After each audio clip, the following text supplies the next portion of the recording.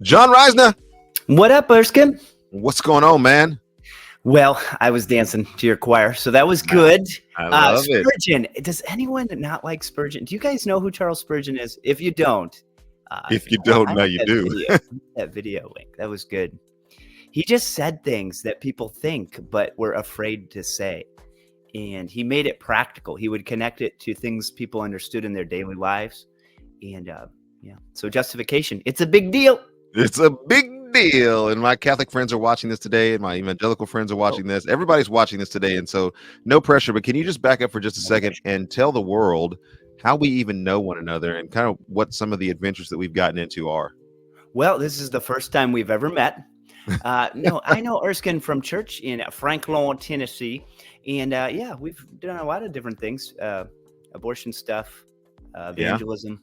Yeah.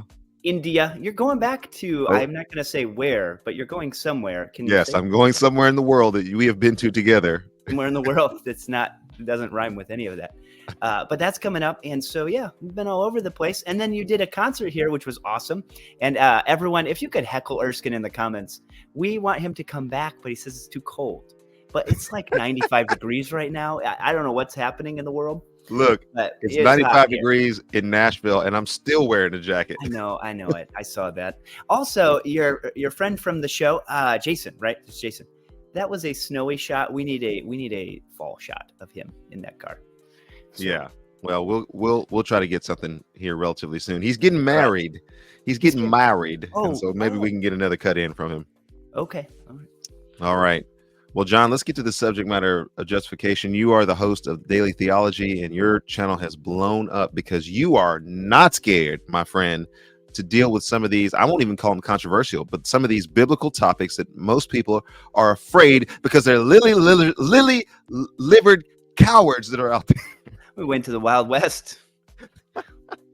This show is all about the Wild Wild West. And so thank you for coming on the show today. Let's get to some daily theology. I'm going to start by showing a video clip of one of your more recent things that you posted, and then we'll get into it that way, first of all. And then we can expand from there. But I want people to see that in your recent broadcast where you said proof Catholicism is false, them some fighting words. I didn't say that. Would I say that? I said that, didn't I? Them some fighting words. Let's get to it. Happening in time, and I'm going to get to that. I'm going to explain why you should care about this. But the core issue is the righteousness of Christ credited to us, imputed to us, not infused by grace, producing faith and repentance. Wait, first of all, is this actually you, or is this a deep fake?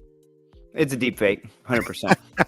You've never seen this, or you can disavow this now, or you can claim it as your own. I think the likeness is too similar.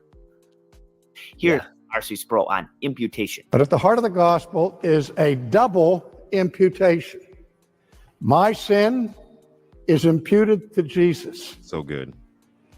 His righteousness is imputed to me. And in this twofold transaction, we see that God, who does not negotiate sin, who doesn't compromise his own integrity with our salvation, but rather punishes sin fully and really after it has been imputed to Jesus, retains his own righteousness, and so he is both just and the justifier, as the apostle tells us here. So my sin goes to Jesus, his righteousness comes to me in the sight of God. We are declared righteous. We are given the righteousness of Christ. We are imputed with his righteousness. And I want to show the important distinction here. This is from Tim Challies at challies.com. R.C. Sproul looking so happy there. This process of salvation is not necessarily focusing on justification, though it might. This is a timeline that happens over the course of our time as we experience it. So it starts with God ordaining or electing or predetermining who he will save before the foundation of the world. Then through the gospel preaching, that's the effective call, or the general call of the gospel, people are then regenerated, converted through faith and repentance in the cross. And when that happens, we are declared righteous. Justification is the next point up there, and then adopted into the family of God. All of that is kind of the essential pre-work. And then in salvation, we do progress in holiness and righteousness through sanctification. We persevere and we will be ultimately glorified. So I really like the way he shows this. Because all right, let's just camp there for just a second, since we got a lot on the screen and a lot by way of the ability for people to take some notes if they need to. They can see that up there. Let's riff on this for just a second. Why are you so onto this? Well, so, you hear people say this a lot. Okay, Erskin, I'm going to pretend to be me. You pretend to be you. Are you saved? Yes. Oh, sure. Whatever. I have no idea what that means. What does that mean? Yeah. From what? How?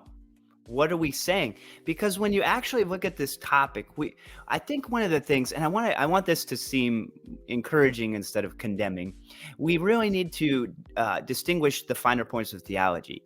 What we don't have, and this is, you could, without pointing the blame, but you could point the blame a couple places.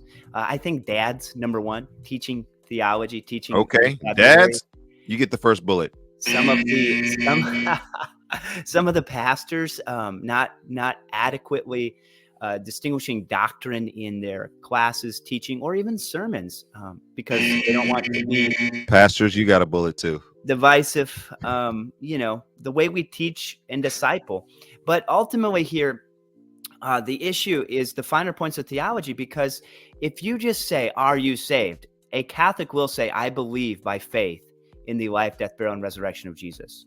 They believe they're justified by faith. Oh, is that faith alone? Oh, no. Justification comes through faith plus works. Well, how would you distinguish that if you just use the term saved? So this is what's called soteriology, and most of you have probably heard that term. It just means some people have heard that today. Unpack what soteriology is. It comes from the Greek word soter. The study of salvation.